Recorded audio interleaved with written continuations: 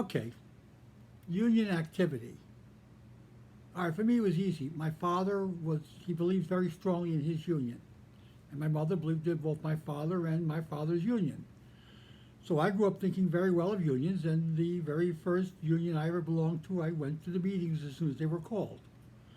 And I went to all the union meetings, I went to all the union activities just because, well, I believed in the union.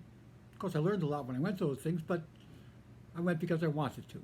Union activity. Now, we're currently in the middle of a big election where a whole bunch of people are running for office and they want to lead the union, control the union, be in charge of the union, and be responsible for the lives of 5,000 actives and 3,000 retirees. So I thought it would be a good idea if I took a look and checked the records about their union activity, just out of curiosity. First thing I checked, now this is not a requirement of any sort, first thing I checked was the Labor Day parade. I mean, I wouldn't miss a Labor Day parade unless I was, in the hospital or something. If it was pouring, I'd be carrying an umbrella. I like to hang out with the other people who like to hang out with me at the Labor Day parade. Get to see all the other unions. There's some nice bands going around. It's kind of a nice day quite often, and it feels very nice. I like that. So I checked.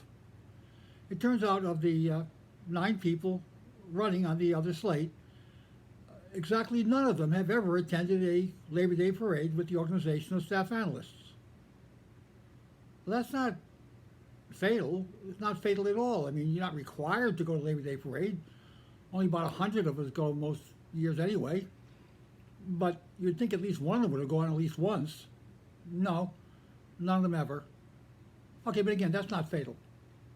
On the other hand, how are you going to be a good union officer if you weren't even a good union delegate?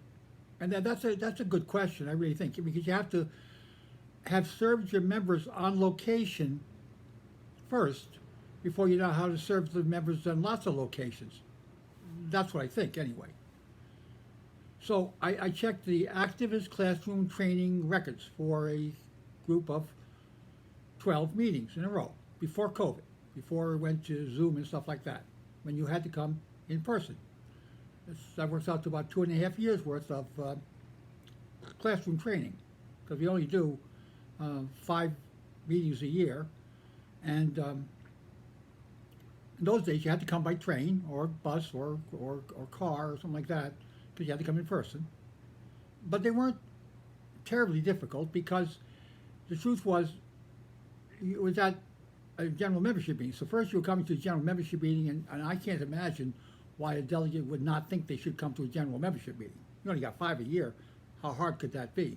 I mean, if you came to 4 of them, they'd give you a B++. Then you're supposed to go back to your location and discuss what's going on in the union with your members the next day at lunchtime, and that's being a good delegate. Now, they don't all have to come if they're not interested, but if they're interested, you should be there to tell them. So I checked to find out how many of the opposition slate came to the activist classroom training sessions. It turned out one of them had come once. That's kind of disgraceful. I mean, you're running to represent people.